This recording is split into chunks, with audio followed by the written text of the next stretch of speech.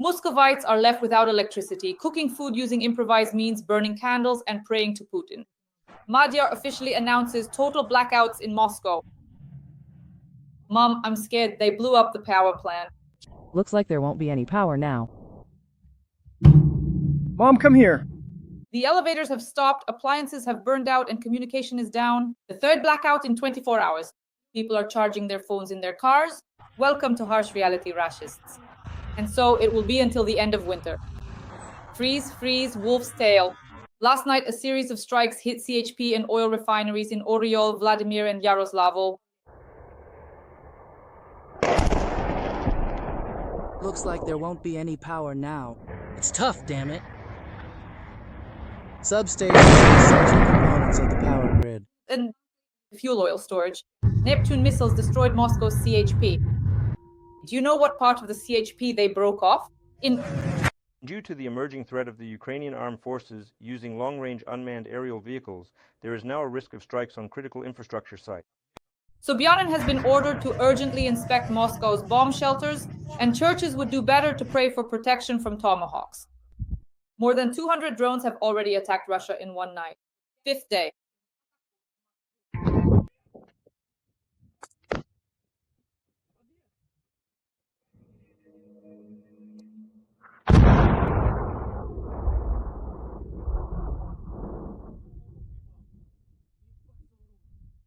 The power grid is crackling and Moscow is in darkness for the first time.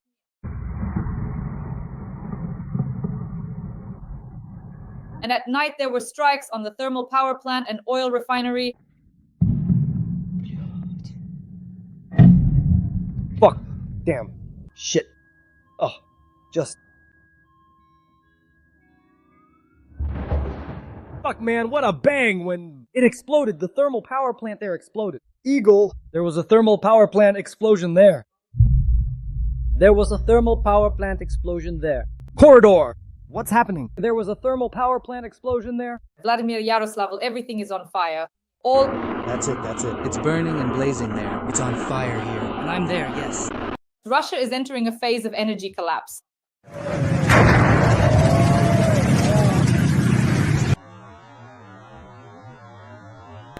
Let's discuss all this with renowned journalist Olesya Basman. Friends, it's a new weekend, November 8th through 9th, and as always, we're here with Olesya Basman, a well-known journalist, to discuss the key events. Olesya, I'm very glad to see you. Dasha, hello friends, I'm glad to see you too. I've prepared a new list of strikes. What I really like is that for the first time we attacked the largest power plant in Russia, the Kostroma GRES, causing massive blackouts. Madhyar reported that over the past 10 days, we've attacked more than 10 thermal power plants. Blackouts in the Moscow region. The power was cut off in the residential complex. Protests in Moscow, St. Petersburg, and other regions because everyone is already discussing the nationalist march. Oles, how do you assess this week? What is this? Of course, this is a civil war. A real official civil war is a process of disintegration, which is becoming more and more apparent within this decade. And the worse the economic situation gets, the more this whole swamp will rot. Nationalist marches are actually good news. I mean, you called them nationalist marches, but to put it bluntly, these are marches of Russian fascists. They believe that Russia is for Russians, just like Hitler's followers once believed that Germany was only for Germans. And they've taken to the streets, mind you, this is practically the capital, they've already come right up to the Kremlin, pressing against it. They took to the streets in response to the fact that Russians in Russia don't want to work. For all jobs, especially blue-collar ones, and now not just blue-collar, people from Central Asia are coming. So, to put it simply, Dagestanis are coming, Uzbeks are coming, more and more are coming, and Chechens are coming too. And this really absolutely infuriates these Russian fascists. Basically, all Russians, as far as I can tell from their social media, and we monitor it constantly, not just the fascists, but even just ordinary people who aren't ready to go out and march or actually go beat up people of other nationalities. It annoys them. It's inside them, you know? They hate everyone except themselves, and even then they gladly beat each other up too. But Russian fascists, you know, that's already reached a boiling point. when they saw that the number of people from other republics and other nationalities was reaching a critical mass. These are mostly Muslims, who, by the way, have many children, who live strictly by their own rules, and they don't adapt to the environment. Instead, they make it so that the environment adapts to them. They're already becoming afraid to go out on the streets. They record videos and express outrage, wondering how this could be happening. When there are Muslim holidays, it's scary to go outside because there's a pilgrimage happening near the mosque, even on children's playgrounds. I see how these Russian mothers post videos on social media saying, "You, look, this is Moscow, this is the capital. And on this playground, there are only Muslim children, only Islamists, and we're the only Russians here." So they're in this kind of panic, you know? And what's happening is an internal revolution. What is this? This is a harbinger of civil war. Because right now these marches are peaceful, but tomorrow so-called SVO veterans will join them, and on both sides of the barricades at that. All it takes is, a little spark, a tiny flashpoint, a bifurcation point that will change the course of history. Now, we understand that at the front there are both real Russian fascists and a huge number of people from the republics, because they were the first ones to be drafted there as well. And just imagine these bloodstained killers come back from the front and join these movements, and it turns into crowd against crowd. But now it's not just crowd against crowd, it's army against army, only with Russian Federation passports.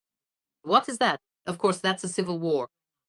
A real official civil war that, attention, is breaking out. Not in some national republics, though it will start burning there too. And oh, how it will catch fire there. But it will be happening in the largest, most important cities where revolutions actually take place. In other words, we're talking about all of this happening in Moscow, and it will happen in St. Petersburg too. But the main thing is Moscow, the Kremlin. That is, whoever controls the Kremlin, whoever owns the Kremlin, holds power in Russia. That's why this phenomenon should not be underestimated. This is a very important warning sign, and it needs to be watched, monitored to see how it develops. Mobilization will also come into play there. That is, for now, you see, Putin has chosen this path as if, well, he's afraid to announce a mass mobilization. That's why he made it around the clock, year-round, draft into the army. But in essence, this is the first step in that direction again, because it's not coming from a good place. Now let's move on. You're talking about the strikes that are currently being carried out on strategic targets, military targets, strategic facilities on Russian territory. These strikes will intensify. Of course, they will intensify. And Russia is facing a difficult winter. How successful everything will be and how much we will be able to achieve in this area remains to be seen, because the plans are ambitious, but everything will still depend primarily on the behavior of Trump and Europe, which, as always, will be watching Trump. What Olga Stefanishina talked about in the interview is an important matter, but she was rather commenting on the agreements and negotiations that are ongoing. In other words, for now, there is no global decision yet, so to speak, that he has signed and given. That is, this is what we had before, and we remember it was still in our hands. Even the decision was ready on the table, and all the infrastructure and people were prepared for dispatch. 10 Agapkovs, according to our insider information. It doesn't matter that it's not much. The main thing was to convey this political event. And then Donald Trump invited Volodymyr Zelensky to Washington on Friday to personally deliver it. But on Thursday, Putin called him, and we remember how everything started spinning again, and time has been dragging on ever since. So this whole topic is still kind of ongoing for us. But what I want to say, friends, is that we always discuss things as they really are, and it's important just to feel strength within ourselves to live, to fight, to work, and to survive. We need to assess events and reality very adequately, meaning we shouldn't fall into either hysteria or excessive euphoria. That's why it's very important to understand that Ukraine may also be facing a very difficult winter. And when, including from Ukrainian officials, there are calls to Ukrainians, guys, if you can, try to prepare. Each of you do what you can for yourself, buy a battery, do this or that, stock up on some supplies, and so on. Just in case, make sure you have the ability, especially if you live in a big city, especially Kyiv, because we understand that for Putin, Kyiv will be remain a strategic target in order to try to freeze it out in the winter. You see, this is absolutely nothing new. So if you're in a big city, just keep in mind, just in case, where you could go if, God forbid, something happens, some place you could leave to in order to wait out the cold to get through the winter. What I mean is, every Ukrainian, given that the war is ongoing, that it continues and is fierce, needs to have some kind of plan in mind, at least theoretically, in order to be prepared for any difficult events. It is important to consider, even if only in theory, how one might respond to various challenging circumstances that could arise as a result of the ongoing conflict. Even from this perspective, I was looking at the weather forecast. Well, maybe nature will help us out this time too, because it seems that Ukraine is not expecting a harsh winter. At least that's what the meteorologists are saying. But we also understand that, again, all these forecasts from the Hydrometeorological Center are always a very inexact science. And even when we check the weather for tomorrow or the day after, it doesn't always match up. And if we're talking about 2 or 3 months ahead, it's also hard to predict anything. We hope so, because, of course, it's very important for us. The warmer the winter, the less chance Putin has to actually freeze out any Ukrainian city. You understand? That's why we realize that it's difficult here and it's tough on the front as well. Of course, every day on the front is incredibly hard, but thank God the Ukrainian army is holding its positions. They're holding the line, and we can even see some successes in certain directions. So on the contrary, we are taking back our territories. So when you asked me how this past week was for me, you see, I just sighed like that because of everything that's been happening. I really wish for some turning point events, just like all of us do, something that we could really talk about together, saying, here it is, it finally happened, and now we understand that there will be a pause, not at the expense of Ukrainian interests, of course, but that the war is either being frozen or coming to an end. Well, we don't see that yet, meaning that for now, all of this will continue. Yes, of course, it's very important that every week Olesia and I discuss absolutely real events. We don't live in illusions. Friends, give a like to this tandem of ours. Alicia and I always try to look at events optimistically, but we discuss what's actually happening. Write in the comments if there is any way to support Ukraine, the armed forces, and where you are watching us from. Olds, great topic, food ration cards. So I also read the day before yesterday that in Russia, they are planning to introduce them in several regions, food ration cards, including next year in the Moscow region. Well, right now, honestly, I don't really understand what's going on. But they have an energy crisis, right? I mean, they don't have gasoline, there are coupons, but why do they need food ration cards? I don't get it. Well, that's obvious. These things are directly connected. Look, it's all economics. It's a closed loop process where, just like in nature, in ecosystems, there are no unnecessary elements. For example, if you wipe out some sparrows or field mice, and that's it, everything falls apart. It seems like it doesn't really matter. Well, so what if some species goes extinct? But then the whole ecosystem collapses because it's like the butterfly effect. One thing leads to another and then another. And in the end, there are no more pollinators, and as a result, the river dries up, and then people lose their drinking water, an epidemic breaks out, and so on. And that's it, you see? So, in fact, the same thing happens in the economic ecosystem of any country. So look at what's happening in Russia. An economic crisis, a severe and far-reaching one, triggered by the ongoing war, that is, with large-scale, extensive military actions and operations, it seeps slowly and relentlessly into every crack, into every sphere and aspect of Russian life. In the first 6 months, or perhaps even a year, it was only those individuals who went to the front lines, who actually participated in the conflict, who truly knew there was a war, who genuinely felt its presence and impact. For everyone else, it was like, well, they're destroying Ukrainians, killing for Russia, but whatever. It's so far away, it's not interesting at all. But over time, this military corrosion is eating away at Russia. It has started to corrode. At first, only the Russian border regions felt it. And then, as we said, until the entire Russian people understand and feel the war on their own skin, of course, it will be difficult for us to win. Time goes on, and Russia is being consumed by this military corrosion.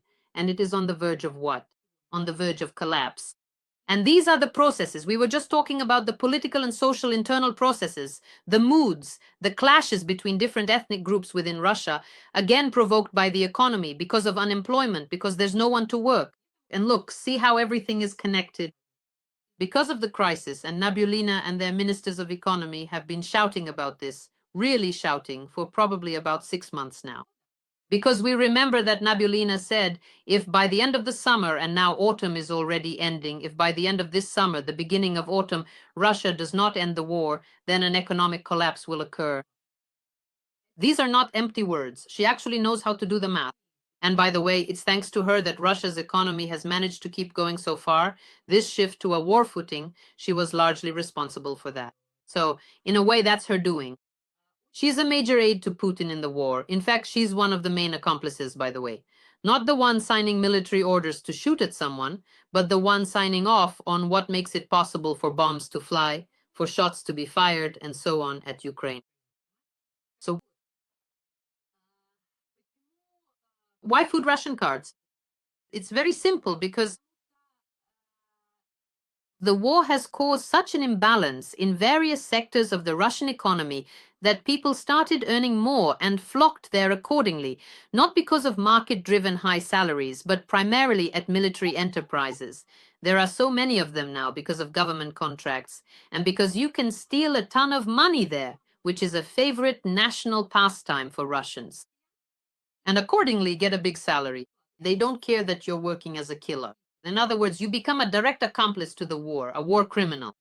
Even if, I don't know, you're just wiping down those drones, polishing them with oil, what difference does it make? It's still a weapon that's about to go off and kill Ukrainian children. So you become a killer. No, still, they don't feel like their hands are covered in blood because of this, as long as they're getting paid. So, look, people have come to work at these enterprises, but everyone else has left other sectors, and now there's a catastrophic shortage of workers there. So agriculture is the sector that's been hit the hardest. Look at what's happening. Because the economy is out of balance, things are getting worse and worse for them. Their interest rates on loans have gone up, and all businesses, small, medium, large, are in debt. And the bigger the business, the more loans they have. Just ask any business owner. And the situation has reached a point where taking out loans is no longer profitable because it's impossible to pay the interest since the rates have gone up so much due to the state of the economy. So what started to happen? Just look at how many agricultural enterprises across Russia have closed down, gone bankrupt, or are barely surviving over these almost 4 years of the major war. That means they're producing less and there's less equipment overall. And another thing, previously, everything was purchased abroad. This is all because of the war, sanctions, and the economy. If before only Western equipment was bought everywhere, thank you. Combines, processors, seeders. I mean, agriculture these days is a highly high-tech process. For livestock, there are milking machines and all sorts of equipment. We understand that for things to be fast, large-scale, and relatively cheap in terms of profit and product supply, you need this technology. But Russia doesn't produce any of this. All the Western equipment was purchased and Western machinery was used everywhere. After the start of the major war, it became impossible to replace equipment or buy new machinery. Moreover, the equipment that is there constantly breaks down and needs parts. It's impossible to get spare parts. You see, everything is smuggled under the table. Somehow they manage to get something, somewhere they don't. Sometimes they cobble something together themselves in a really makeshift way, you know? That's it. So what happens as a result? In the end, the sectors that are supposed to feed the country, in other words, have basically fallen apart. And in fact, you and I have already talked about this. When some economists say that food riots are not far off in Russia and that bread could simply disappear. And that's exactly what happened in the Soviet Union. We remember the times when sometimes bread disappeared, sometimes sausage, sometimes meat or something else, and the shelves were constantly empty, and that's exactly why there were food ration cards. So you see, history is repeating itself. They don't know anything new, these officials, they only remember how things were in the Soviet era, but they're actually making it even worse than it was back then. It's actually very logical. If things keep going this way, they simply won't have anything to eat, even though they have fertile land. Come on, it's the largest country in the world by territory. There's so much to develop, to plant, to sow, to grow. Seriously. They just shouldn't be waging war. For once, do something constructive for yourselves. Damn it. Just grow things and eat what you produce. Or sell it. You could export so much of what you grow. But no, you see, they want to export death, filth, their own crap, Russian crap. That's what they're interested in exporting. Well, fine, now they've ended up with food ration cards. Good for them. Right now, just as we're talking, I'm reading the news. At this very moment in St. Petersburg, law enforcement is conducting raids against street musicians. More than 30 administrative reports have already been filed. Explain to me what's going on. Were they really so negatively provoked by Swan Lake being performed? You see, they're constantly arresting, handing out administrative detentions to musicians. I couldn't even imagine that arrest would start because of music. I remember a joke from the Soviet era. And now I'm thinking, which period was it? Probably after Stalin. That's when this joke appeared, when a man is standing on Red Square with a placard. Right away, a police patrol comes up to him, runs over and grabs him. That's it. We're taking you to jail. You're under arrest. What are you demanding? He shows them the placard, and in the corner of the placard, it's completely blank. Nothing is written. They say, so what? Like, there's nothing written. Where are your demands? He says, what is there to write? Everything is clear as it is. But even for a placard that's, blank, they grab and detain you. Look, what does this really tell us? This is a clear sign of a system that's already deeply afraid of even the slightest rustle. On one hand, it's an incredible tightening of the screws within the state. But on the other hand, it shows just how fragile this whole thing is inside, because it's afraid that even the tiniest sprout will grow into something, and it won't be able to suppress or control it unless it strangles it right at the root, you see? So this is, well, it's an understandable story, considering that the socioeconomic and political situation inside the country is getting worse. They're trying to intimidate people at every turn you see right now. In other words, the main national idea in Russia right now within the country is fear, so that no one says anything, not a single word. This is Voinovich, this is Moscow 2042. Just read it again and have a laugh at how he predicted the future. And to what level of absurdity one person, well, obviously with his cronies, has driven a huge number of people, tens of millions. Well, of course, let me tell you, it's an astonishing phenomenon when there are 140 million slaves. You understand? Because in reality, if you count it up, Putin, some of his associates, the service staff, and his personal army, because the army itself is not Putin's army. Only the National Guard, and even that only conditionally, is the force that can protect him. That's why he's expanding it so much, you see? So that they become his personal security bureau. But the fact is, he's very afraid for his own safety. All the other security forces and branches of this security apparatus could turn anyway at any moment. So look, compared to 140 million people, how many are at the top? What percentage are those who basically keep everyone in fear or have subdued everyone, and people are afraid to even speak up? And they just sit there obediently like a herd, as I say. They go along with all of this, and moreover, most of them even sing along with it. In other words, they consciously choose to live in filth and crap just to chant the same slogans, fascist ones. Right now, too, when you and I are discussing and monitoring the news, there's this Z community, the Z military bloggers. Russia could lose as many soldiers over Pokrovsk as the Wehrmacht did, lost during the capture of Poland, as was indignantly stated in the community by writer and associate of Girkin Strelkov, Maxim Kalashnikov. He said that Russia's losses in taking Pokrovsk could be comparable to the losses at Bakhmut. Back then, Yevgeny Prigozhin claimed that tens of thousands of soldiers died in the battle for that city, just from private military companies alone. What do you think about that? But by the way, sometimes these so-called incors do tell the truth. That's what I'll say. Just like with Gherkin, it breaks through from time to time. That is, they're terrorists. It's like a toad and a viper. Their terrorists from time to time say some reasonable things. You remember how Prigozhin spoke out when he openly declared that it was Putin who started this war only because of personal ambitions. How many Russian soldiers they lost, blah, blah, blah. What did they end up with, and why did they even go into Ukraine in the first place, remember? So from time to time, these terrorists suddenly start saying things that are actually factual.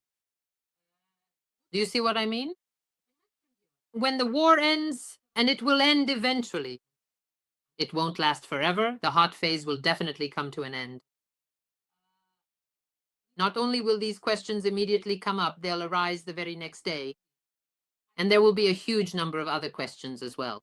For what reason, for what purpose, for what supposed benefit to Russia did Putin and his team sacrifice, kill 1.5 or 2 million Russians? I'm talking now about internal Russian conflicts, and destroy the entire Russian economy through hunger, lack of medicine, or hospitals that don't work, or ambulances that can't run because there's no fuel. A couple more million died, a couple more million left the country, and the rest of the nation simply had another 30, maybe 50 years of any hope for a normal European future taken away from them. Any hint of a normal European future has been lost for the next 30 or even 50 years. We discussed this. You really can't feel sorry for them because they did this to themselves. They chose this path. And as you can see, most of them are fine with it. Yes, there are reasonable people, but they mostly just sit quietly, afraid to speak out. That's why it's 100% certain that people will come and ask questions, these military bloggers and others. But as for what form those questions will take, there are different possibilities. And some of those possibilities are the kind that Putin is already very afraid of, even now. All is, of course, to wrap things up, I want to talk to you about this sort of parallel reality that Trump lives in. Trump just said that he had a wonderful conversation with Xi, everything was great, with Modi just perfect, and now India is refusing Russian oil. And every economist I spoke to told me the same thing. Neither Russia, nor India, nor China is refusing Russian oil. India continues to buy and will keep buying. But again, Trump comes out and for the 10th time says, that's it, India has refused, Modi has refused, my great friend, comrade, my favorite person, and so on and so forth.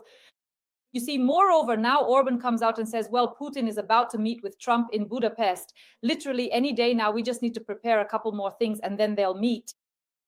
News like this just makes our audience's heads spin because it's constant, information that later gets denied. How do you assess all of this? Yes, but Trump also said that he believes that in the process of resolving the war in Ukraine, he phrased it something like that, he has made great progress and significant advances. Yeah, like everything is almost fine already. Dear, just please explain to our esteemed and dear audience. Look, the recipe is the same. You don't need to react or respond immediately to every single statement and every quote that you hear right now. Almost no one does. You need to look at actions. Is Trump meeting with Putin? No. Is it clear that this meeting will happen in terms of prerequisites, preparations, and what Putin is ready to agree to? No. Has there been any kind of ceasefire? Have they maybe stopped shelling Ukraine, maybe stopped hitting residential buildings, or stopped striking Ukrainian stations? No, on the contrary. Is it maybe somehow easier for our guys on the front? No. It's all no. That's why we're on the ground. We understand what's really happening.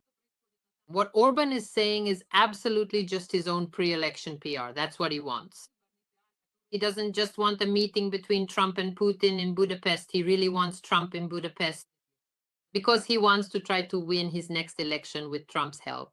He wants to use him as his VIP campaigner, That's why by hook or by crook, he can't just lure him to Budapest because for Trump, listen, what reason would he have? What would make him just go to Budapest for no reason, right? Especially since, Trump probably thinks Orban is the president of Turkey, not Hungary. You get it? But Turkey is still a big country, the strongest army in NATO, just for the record, probably one of the biggest, at least. So he would definitely go there without a second thought. But here, what's the point? That's why for Orban, you have to look at this in context. It's purely a pre-election move that he's trying to spin. And why does Trump say things like that? Well, because the media keeps asking him about it all the time. It's actually a good thing that journalists keep asking at every. And notice, every time he talks to the press, anytime friends, it's very interesting. Maybe we've never discussed it in this context before, but any interview, anytime he talks to the press, and it doesn't mean there are Ukrainian journalists there.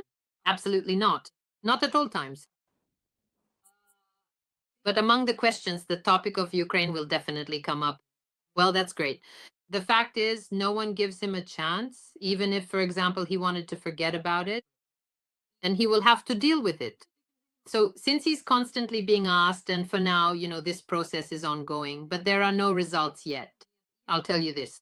I'll say that I'm afraid we won't see any major concrete results, like in terms of something specific being handed over to us, something that would change the course of the war, something like that. Well, I don't know if that will happen before the new year.